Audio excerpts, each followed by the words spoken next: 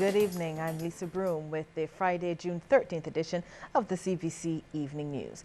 In our top story tonight, increasing local private sector willingness to invest in major tourism projects is an indication that confidence is returning to the sector. This is according to Minister of Tourism Richard Seeley. He made the comment on the sidelines of a 40th anniversary gala for International Travel Connections, or ITC, the United Kingdom's longest established independent luxury tour operator. It was held at the Fairmont Royal Pavilion in St. James. We've come a long way with regard to what we have been doing to create incentives, to create concessions for the sector. And I think it's fair to say that the sector itself has responded. I mean, everyone is talking about the Sandals $130 million investment in Casuarina, but beyond that, we see Sandy Beach is coming back on stream. Those are local investors. Amaryllis has also been taken over by another local hotelier. So I think that the confidence levels are coming back. And investor confidence would not be there unless people are satisfied that we have the correct regime. Meanwhile, Mr. Seeley says Barbados has long enjoyed a strong relationship with ITC, and he's pleased the company chose the island to host the 40th anniversary celebrations. The ITC relationship is a long and a very important one. I think it's fair to say that of the tour operators that cater to the higher end of the market, they're probably the most influential player. Unfortunately, Drew has passed away a few years ago, but you know, the business continues, and again they have done, you know, or should I say, they've established relations not only here in Barbados, but in other parts of the Caribbean and even beyond the Caribbean. So it's a real success story. With Barbados currently experiencing drought-like conditions, a major effort is on to find additional sources of water. And the Barbados Water Authority is examining several options. BWA Chairman Dr. Atlee Brathwaite says it is on the verge of finalizing the first stage of a contract with Ionics Freshwater Limited to produce more potable water by reverse osmosis.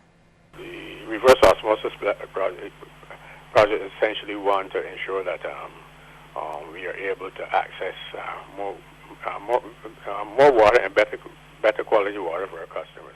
Also, we are doing a lot of, I would say, research in the St. Philip area. You would have seen some equipment just opposite Rose Plantation in St. Philip. That is really trying to identify new sources of water so that we can have a better supply of water for the St. Philip Christchurch area. So in addition to the pipelines that we are running via the Ionics project, we are also exploring the possibility of having additional sources of water in that area, and that is being researched at the moment. In excess of $15,000 has been spent by Crime Stoppers Barbados on valuable tips provided by the public over the past 5 years. Drug-related crimes accounted for most of the 1,460 tips provided. Barbadians also used the Crime Stoppers hotline to report traffic violations. If these numbers are anything to go by, Executive Director of Crime Stoppers, Devrol Dupini, says Barbadians have accepted the program. He says, however, there is still a perception Crime Stoppers is only for reporting serious crimes. Whether it be drug-related, homicides, and to a large extent as well, things like break-ins, house burglaries, etc. So one of the messages that we need to articulate is that all types of crimes can, in fact, be reported to Crime Stoppers. And even having said that, what our statistics do, in fact, show is that we have received information on the range of crimes. You're talking from crimes ranging such as sexual assault, child abuse, to crimes such as occupational fraud. Mr. Dupini welcomed the partnership forged with the Royal Barbados Police Force and the successes recorded so far in solving criminal matters. We are pleased as an organization with the turnaround that we have seen. All right. So over the five-year period of our existence, we've seen progress in that turnaround time and that feedback time. There's still room for improvement. But as an organization, we applaud the force for what they have done. And because of the dialogue and from what we see, we're pleased with that, with the turnaround time that is occurring as it relates to the Crime Stoppers tips, right? And the investigators getting back that information. Lawmen are carrying out investigations into a shooting incident this morning at Parish Land in Christchurch. According to Police Public Relations Officer Inspector David Welch, it was about 11:25 this morning when 46-year-old Charles Stout of Parish Land, Christchurch, received several gunshot injuries while in the area. Lawmen say the victim was shot after being involved in a dispute with a close relative who fled the scene. Stout was then transported to hospital by an ambulance and underwent surgery. More news ahead in just a moment. Stay with us.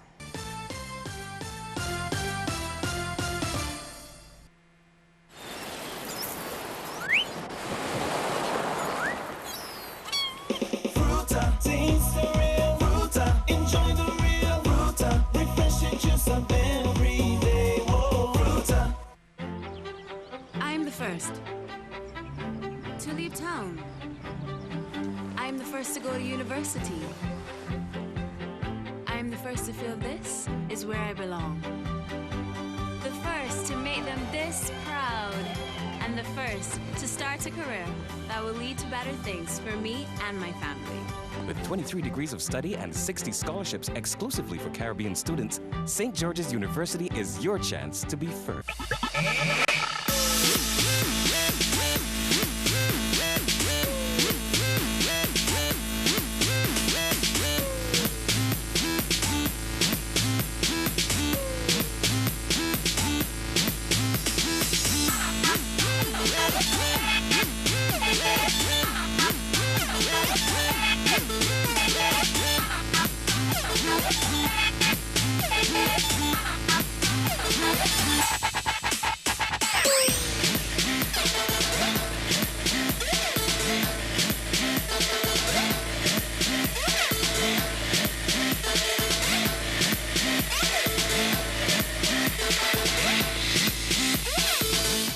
Join in commemorating the 375th anniversary of Parliament in a national ecumenical service at the St. Mary's Anglican Church, Bridgetown on Sunday, June 15th at 4:30 p.m. Delivering the sermon will be His Grace, the Most Reverend Dr. John Holder, Bishop of Barbados and Archbishop of the West Indies.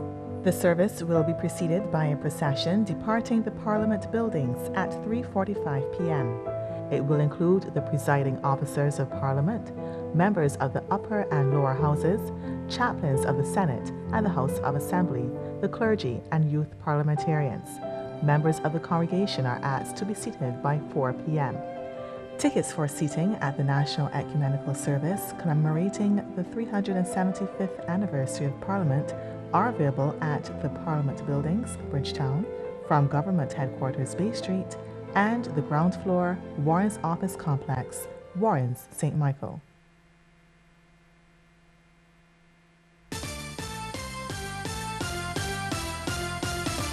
Scores of Barbadians will get a rare opportunity to see one of the most successful local films, Hush, in the form of a play. It comes as the Praise Academy of Dance collaborates with the Carrar Dance Group. Producer Marcia Weeks says the play will feature a different cast to the first and second editions of the movie. It will run nightly from the July 4th to 6th from 7:30 at the Plantation Garden Theatre and will also have special shows for school children later in the year. Her comments came this morning during a press conference at the First Baptist Church. We are launching it this weekend, July 4th, 5th and 6th. However, when September comes around, September, October, it is our intention to have this show, this stage play running so that the schools who did not get a chance to come to see it July 4th, 5th and 6th, in the same manner that they took buses to get to the cinema to see it, they'll be able to come we're hoping it still will be Plantation, to be able to come to see it. Meantime, pastor of the First Baptist Church, Paul Leacock, hopes local churches will support the play. Let's be honest. there is really no real, there are not a lot of choices for Christians to go to take families and whole ministries in Barbados. And we can't wait for that to be provided for us. The onus is on us to provide it for ourselves. So if that is happening, and here's a group stepping out, we expect you to support us. With Barbadian students having to pay tuition fees for the first time in August, several of them have been exploring various methods to help fund their education. One such initiative they used was a recent loan fair held at the CAFL campus. We have more in this report. The fair was organized by the University of the West Indies to provide students with information about available financial assistance. We know that paying university fees is something that is new to students, so we just try to arrange this finance fair today so that the students would be able to get an understanding of how they can be empowered to pay their fees. And representatives of the financial institutions reported that many of the students have been showing keen interest in their products. We've had a lot of questions. We've had some fairly good positive response from a number of persons. We've been able to actually sign up 3 or 4 individuals so far, and we have set up a number of appointments at the various branches because persons don't have all the information required to start the process. Some of the students tried to have a few issues clarified, including the student revolving loan scheme's requirement for guarantors.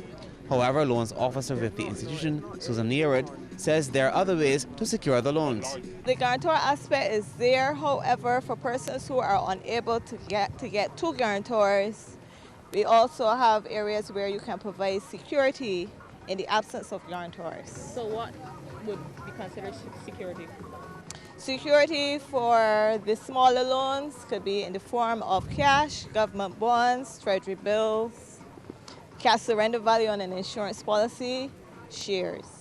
Some students and parents also shared their thoughts about the fair. I went to the banks and the student revolving loan. Student revolving loan seemed to be a better bet, especially in the case that you could pay the loan back after you finish the course.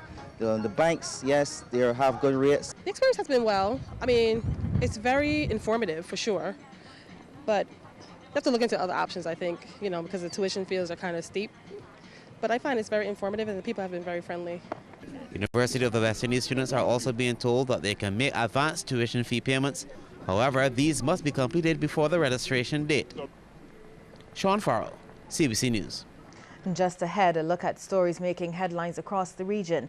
And later on in the evening news, Countdown to Kadooment goes into the community.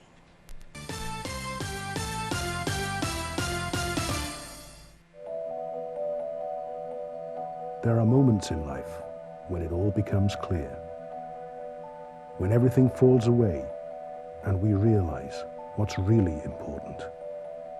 It's there, in those moments, that we see what we value, what we cherish, what we love.